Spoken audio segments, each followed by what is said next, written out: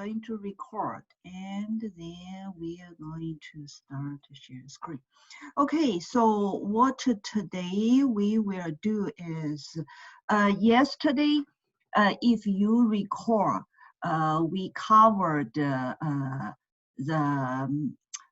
model evaluation and hyperparameter tuning. So there are a number of approaches to achieve both goals: the model evaluation, and the hyperparameter tuning. And the parameter here we discussed, if you recall, we said there are two types of parameters. One is like because like for SVM, logistic regression, the goal is to find the optimal weights, so we apply certain rules to train, and with the data set, with the training data set, and then try to find the optimal weights. So that weights related with specific feature, those are one types of parameters, And there are other types of parameters. And if you recall, like regularization, that in scalar, it's that parameter C, And so that C can be used to penalize weights, So that's called regularization parameter. And the other one is like in decision tree, the depth of the tree, those parameters, So these two kinds of parameter, they are hyperparameter. Okay, hyperparameter. So so yesterday we covered like how do we so conceptually, we haven't looked at example. So conceptually, how we can tuning those hyperparameters is to find also optimal hyperparameter and to improve the model's performance. So those are the concepts from yesterday's discussion. And yesterday we also discussed the balance between variance and bias. Okay, so today what we are going to do is we are going to take a look at example, okay, and how we apply the concepts that we discussed yesterday to do model evaluation and hyperparameter tuning. Okay, so here we said it's a hyperparameter tuning. Okay, so be careful, it's not just a parameter. Okay, it's about a hyperparameter tuning, because parameter, like we said, quite a number of models, machine learning models. The goal is to find the optimal weights.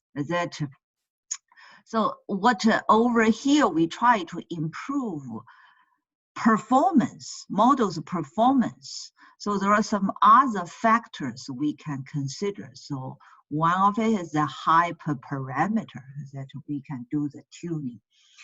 Okay, so the example is regarding some breast cancer data set. Okay, data set. And it's also from the classical machine learning repository, okay? The UCI, EDU's data repository is a breast cancer data set. So over here, we get the data set and we do the head. So we take a glimpse of what the data looks like. So if you take a look, you can find totally there are 32 columns. There's 32 columns, okay. So 32 columns, and one of it So this column, second column, is regarding, is it benign or it is cancer? Is it malignant? Is it? So this is used for classification, okay? And of the other columns are features, is it? Are features, okay? So that's the brief information about the data set itself. Okay, and the shape of the data frame. So totally we have 569 records, is it? And we have 31 features, but we have another one column that is used for classification, is it? Okay, so first we do data pre-processing. Is it? That's always, okay. You need to do some data cleaning, is it? And also do some data conversion, is it? So those are the data pre-processing. And I don't know if you still recall the goal for label encoder. Label encoder. Who remembers the purpose of this label encoder?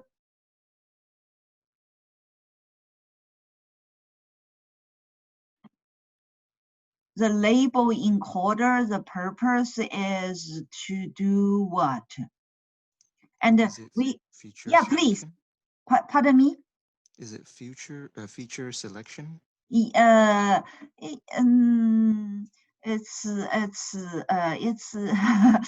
it's not. Just think about it. Let's take a look at the data. So all those columns, 2, 3, 4, 5, they are numbers, is it? But for column, this column 1, it is M or B, is it? So it's for classification. It's a string, basically.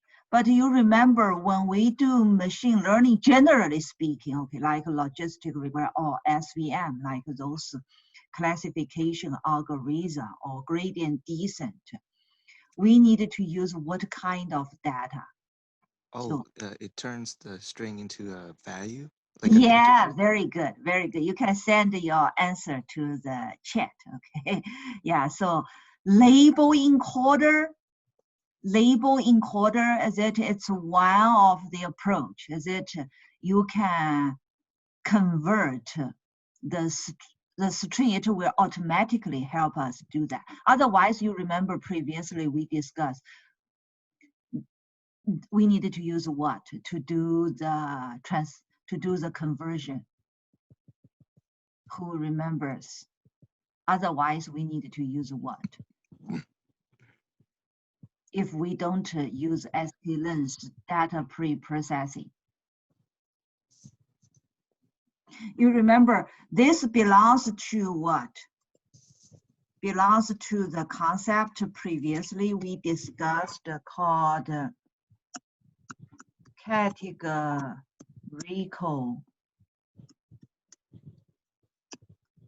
data. Is it? For categorical data, there are 2 kinds. Is it? There is one kind called nominal, and there is another kind called ordinal. Is it? And for categorical data, we can apply certain ways, is it, to encoder data, basically, is to transfer from string to numeric to number, is it? And the label encoder is one way to achieve that. Is it? If you don't use label encoder, if we just use Python, how do you find the mapping between a string and a number? How do you define? So the question is, what kind of data structure you use for mapping? Is it a dictionary? Very good. Yeah, you can send your answer, okay, to the chat. Yeah. Then you remember we needed to use dictionary, is it? So, but sklearn pre-processing the label encoder model, is it? To simplify our work. So it will automatically do that for us. Otherwise, we ourselves need to create the dictionary to do one by one mapping as a key value pair. Is it? Yeah, so it simplifies that kind of work for us. This is for, generally speaking, label encoder is kind of automatically do what? Do ordinal, is it?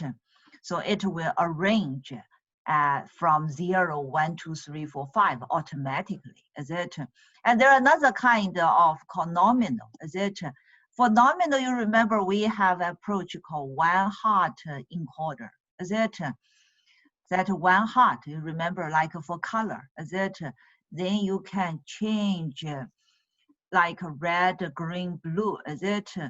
So you change one column called the color, is it? 2, 3 column, is it? To like a color red, then color blue, and color green, is it? And with that, you only have 1 or 0, 1 or 0, 1 or 0, is it? That, generally speaking, is for nominal, is it? Okay, so that's the previous concept. So anyway, here we first use a label encoder to do what? To do the classification, is it? For the Y, for the, this is what? This is the target, is it? Our target value, the target value. So we apply it to label encoder, then we do fit transform, is it? And you see, you transform it and we get what? We get either 1 or 0, is it? So this is to do, we needed to convert non-numerical data, is it, to numbers, okay? So that's belong to data pre-processing. And then this we all already know, is it? So train and test split, so nothing new, is it? And stratify, be careful here, okay? And I remember previously we also mentioned this is stratify. And if you set this as Y, is it Y, that will achieve what kind of goal? Make a class distribution evenly. So you have train, is it? And you also have test, is it? This is 80%, this is 20%, is it? Assuming your total data set, here we have two class, is it? M versus B, is it?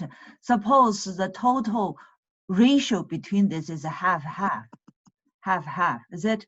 Then when you do split the train and test, you still maintain this class ratio, okay? So that we won't, you remember yesterday when we discussed the model evaluation, we also mentioned is that we want to maintain the data's class balance.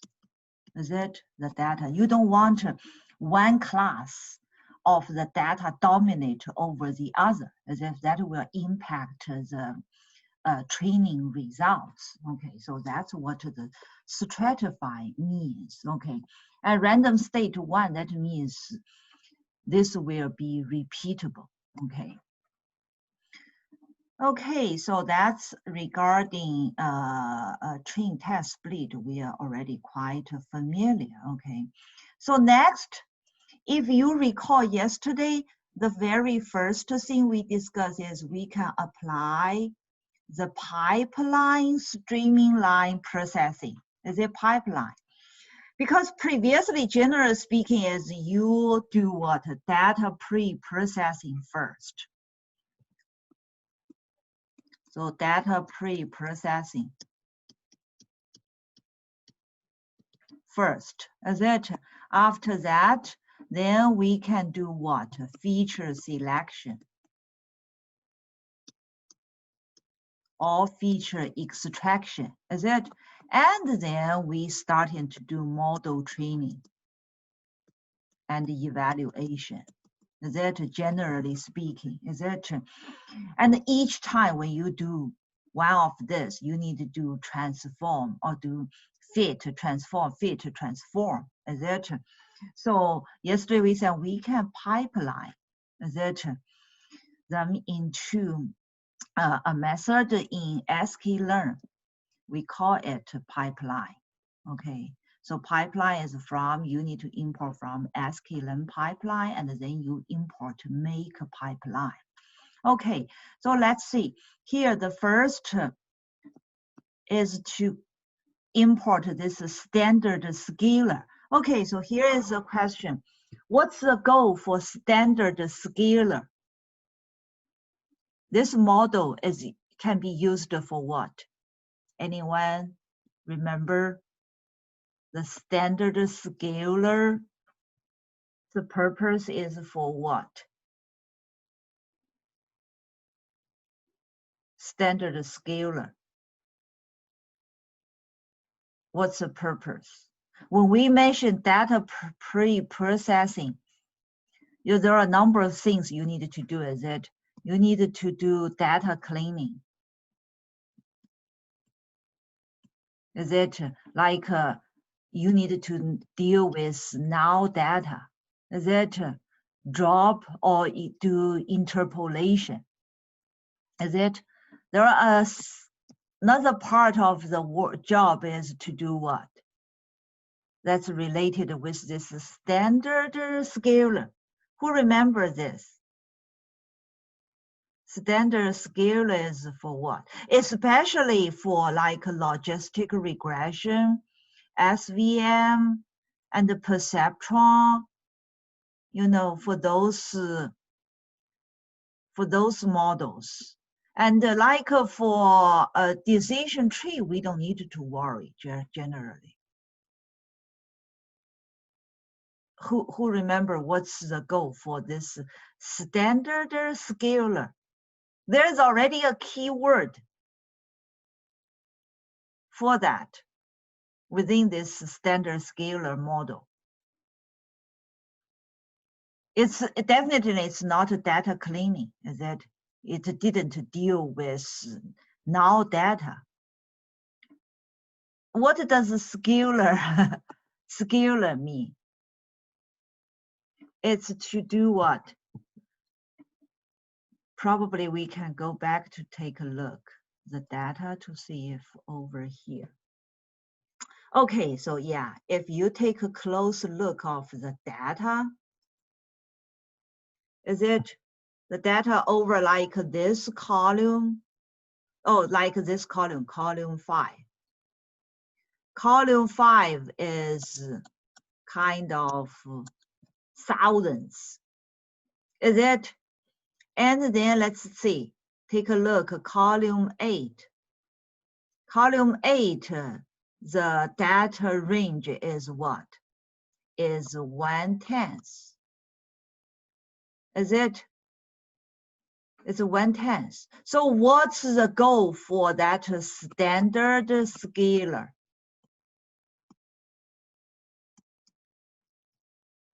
What's the goal? So these are features, is it? Column 5, column 8, they are features. They are features, is it? So what's the goal for that? Because in the model, we plan to apply logistic regression. regression, is it? So what's the goal here? Standard scalar is to do what? To It arranges data in standard normal distribution. it's to scaling data, is it? Yeah, so you can send the answer, okay, to the Okay. scaling. Is it? We want to bring all the data to the, so bring data to the same scale, because otherwise it will impact the results. Okay, so bring all of the data to the same scale. So its purpose is to scaling, is it? And there are two types of approaches to do scaling. One is called normalization. Normalization regarded with minimum and maximum, is that you remember. And the second one is standardization.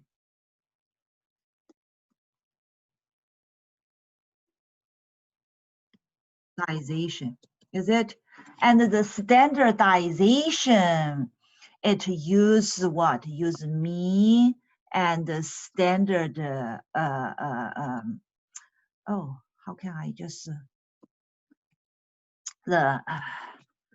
oh, for some reason that one just skip out of my mind. Okay, so it's the standardization that it's regarding mean and standard deviation. Is it the standard deviation? So that's called standardization. There are two ways to approach the scaling. Is it?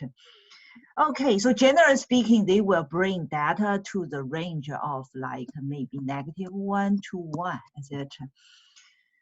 Okay, so that's the basic idea here. Okay, we do need to understand of this. Okay, so that when you have a new model, you need what you plan to do. Is it based on data sets as their own characteristic? Is it? Okay, so that's for standard scalar. Who remembers what's the PCA's goal? So PCA is from Askelan decomposition. So the goal for PCA is to do what? So this belongs to data pre-processing.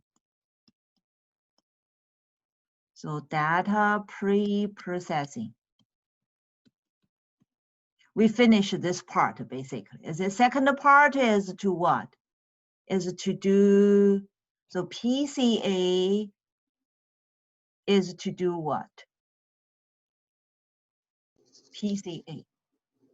Reduce dimensionality. Very good. Yeah, so you can send your answer, okay, to the chat. So its goal is to achieve dimensionality reduction. And over here is to do what? Reduce features. Is it reduce features? So basically this is what? Feature selection. Is it you select some feature? Is it? And extraction. Is it? So that's the part of the goal for the PCA. Is it PCA? Okay, because over here totally we have 31 features for the original data. Is it?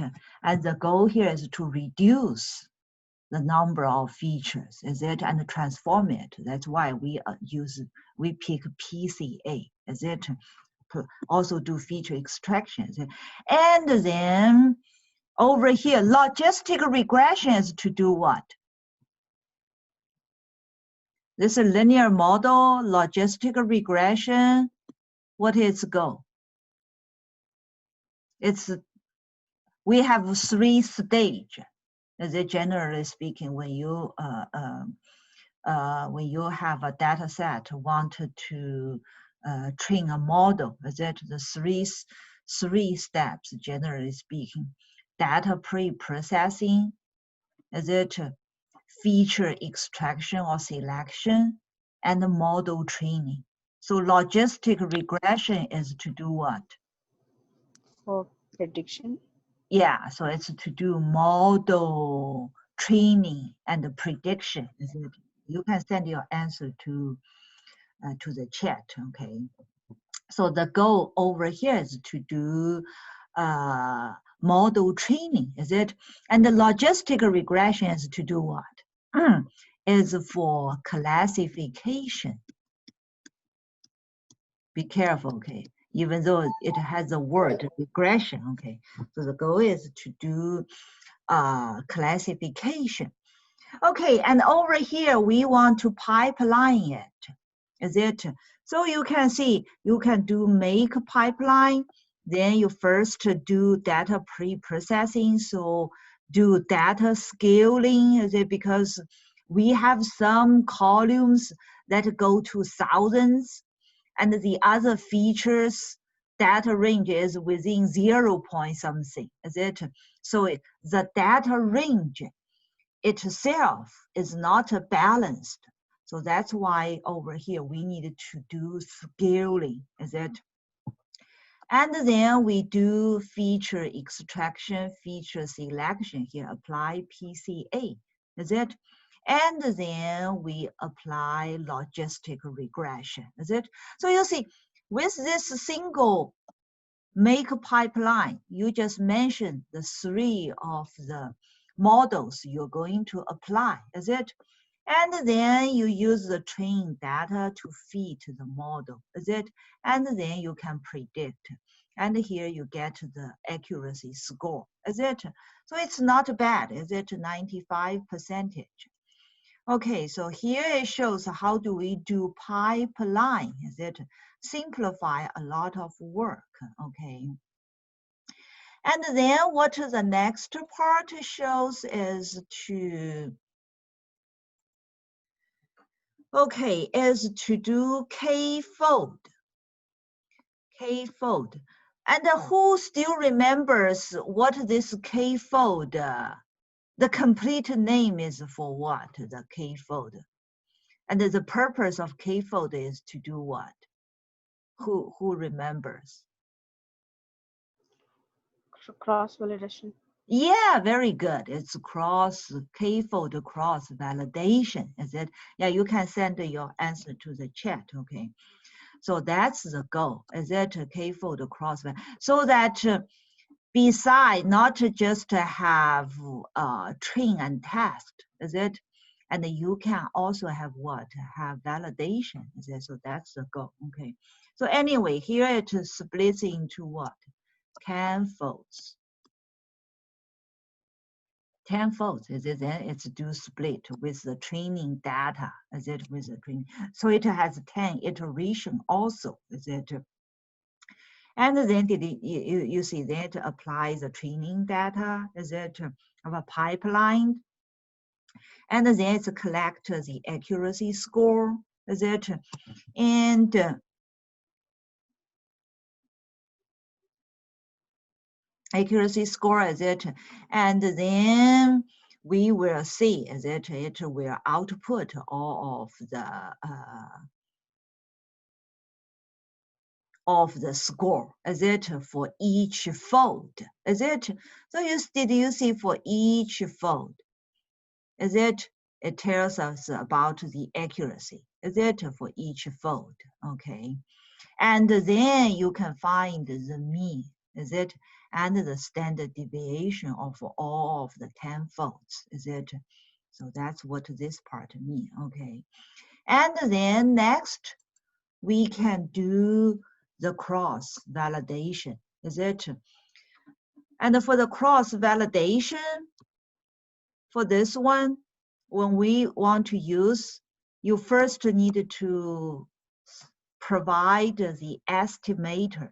So estimator here, did you see it take the pipeline one?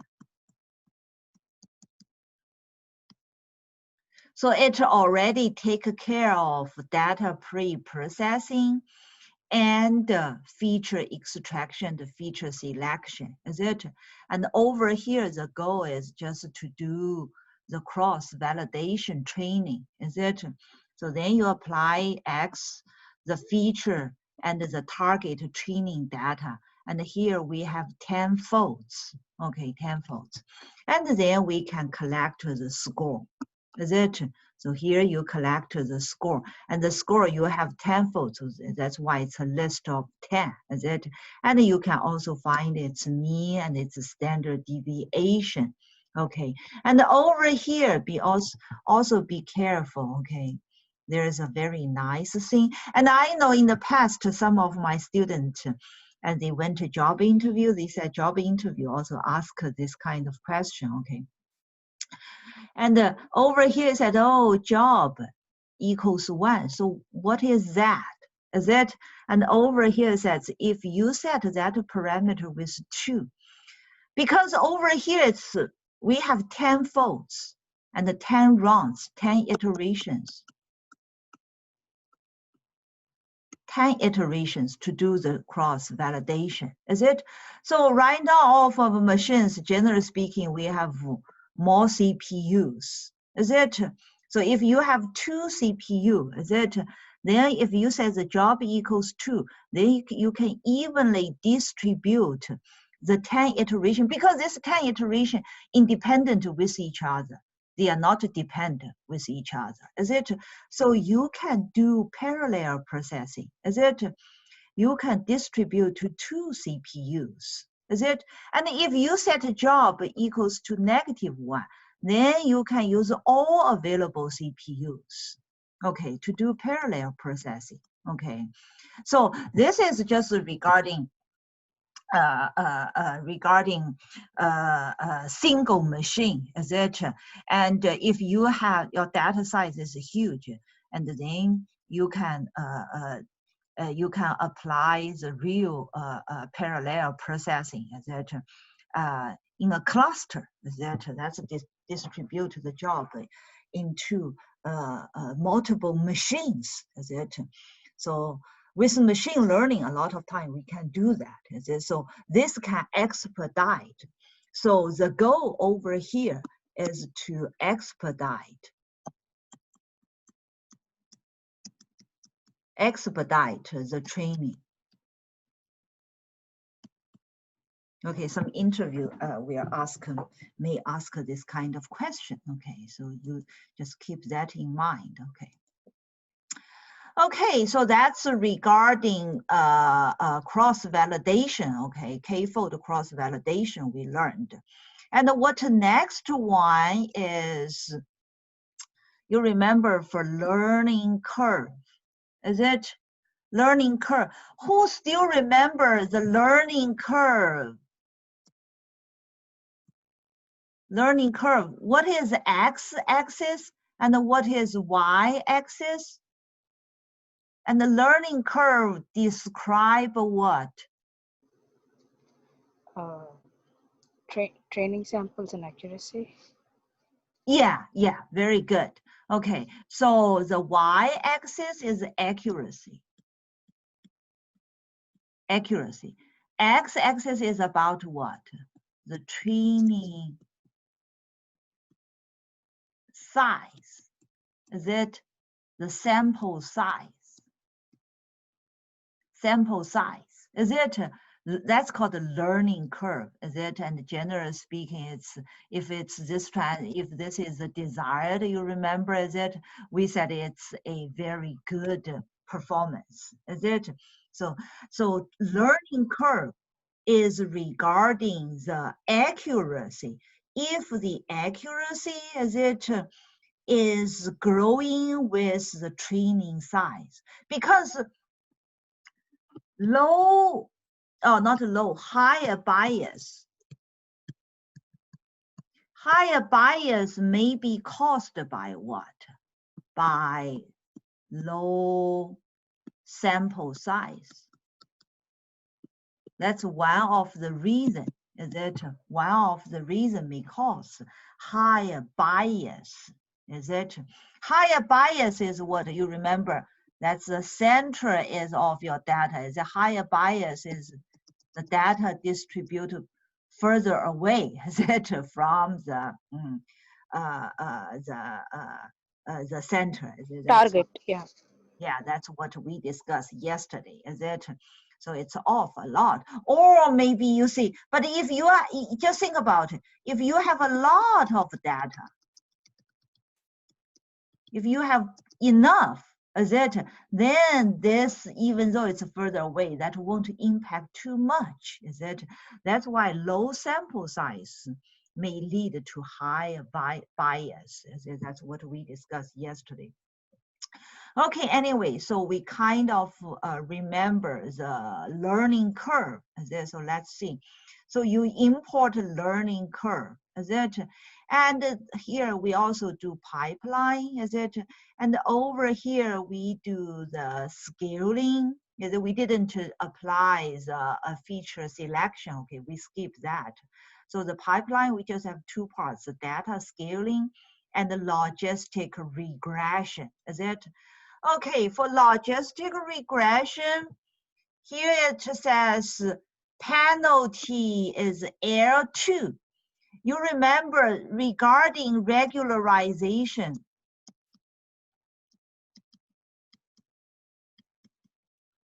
we said there are two kinds. There's L2 regularization and L1 regularization. And who remembers the difference between these two? One is regarding weight square, is it? And the other is regarding what? Is regarding the absolute summation value of the weights, is it? And then you do a justification, is it? So this is the penalty. Lambda is 1 over C, inverse of that C, is it? So who is L1, who is L2 here? Linear and logistic. Yeah, so linear is, so this absolute is for L1, is it? For L2 is square. Okay, L2 is square. Yeah, you can send your answer to the chat, okay? So L2 is regarding the square, summation of the square of the weights, is it? So then over here, this, all of this you will see, okay, it's quite important, okay, those trivial facts, okay, we need to keep that in mind.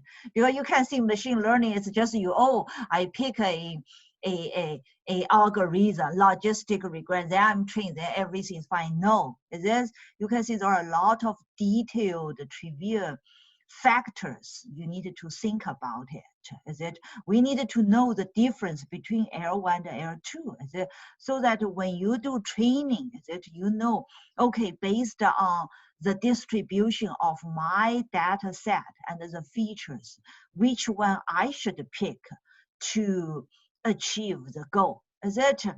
So generally speaking, L2 is to penalize. So you can apply it to penalize certain weights.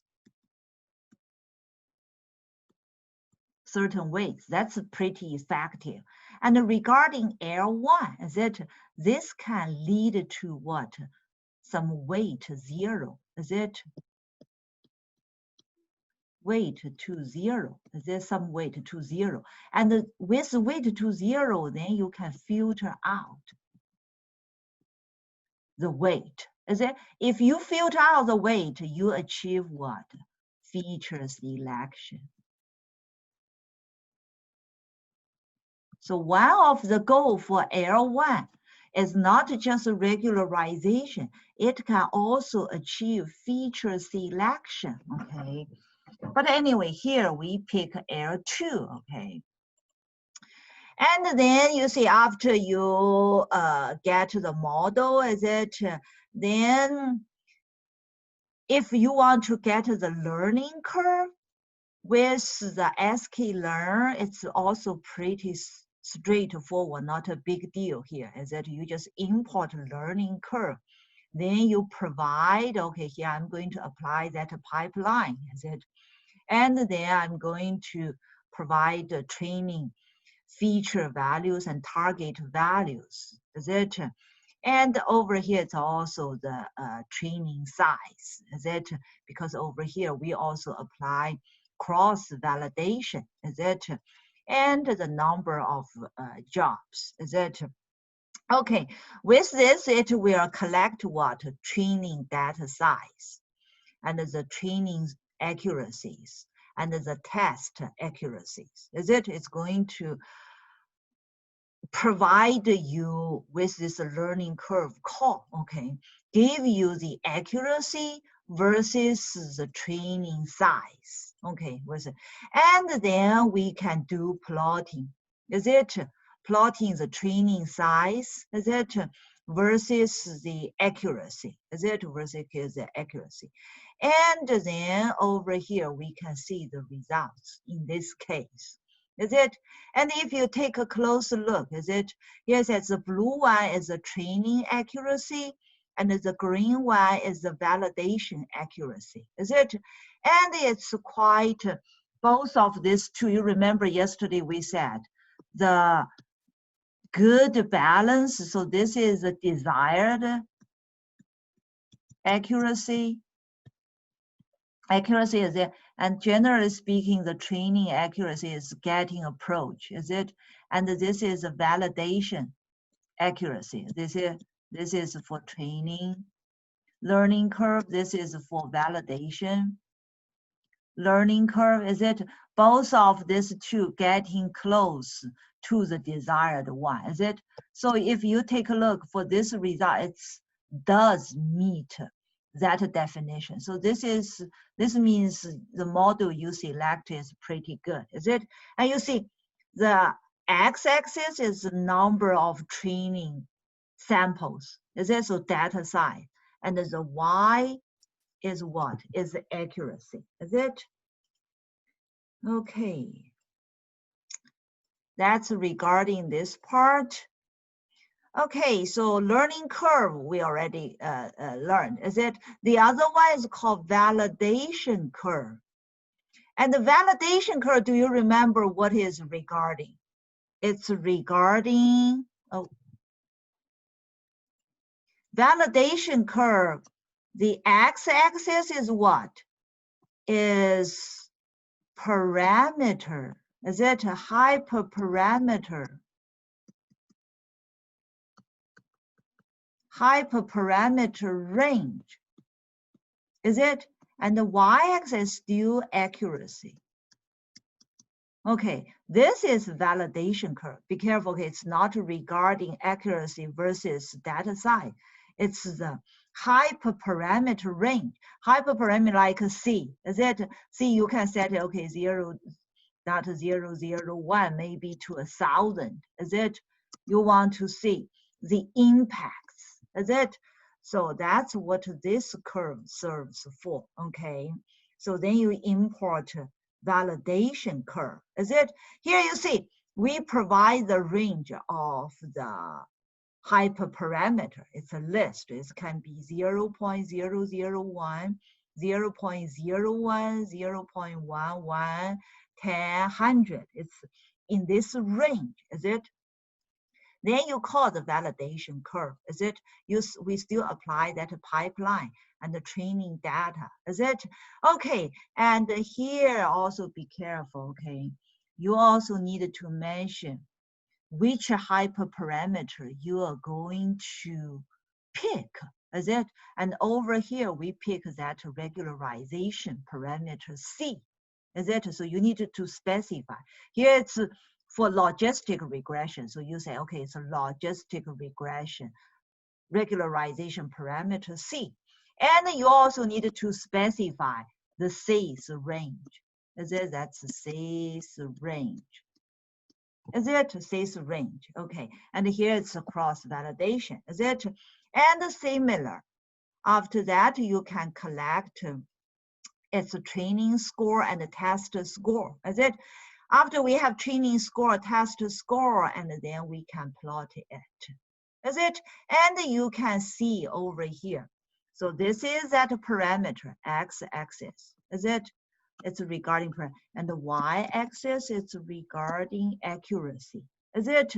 Regarding accuracy. And then you can see if it's the hyperparameter value is high. Is it? If it is high, you can see the training accuracy and the validation accuracy, they are off to each other. Is it? That's not good. Is it? We always want both of them approach to each other. Is it? And at the same time, you have certain high accuracy. Is it? And from here, we can kind of see, is it? It's pretty good in this range. Is it? In this range. The accuracy itself is high, and also validation and the training accuracy not off a lot. Is it? So then this will tell you, oh, what is the optimal choice of this parameter C? Is it? Okay, so maybe I can pick 0.1. Is it? In this kind of range, that will be the best choice. Is it? Parameter C. Okay, so that is what this part discuss. Okay. And the next one, today we run out of time. So tomorrow we should be able to finish this chapter. Okay. Any other questions? So, Professor, while Yeah. using the data set, when we have negative values, the plotting, I couldn't do the plotting. So could you like anytime when you have time, could you explain that concept? What do you mean negative? You cannot do plotting. Your data set, you remember the data set, you won't have just all positive values. Of course, Yes. sometimes you may have negative values. Yeah. Yes. Uh-huh.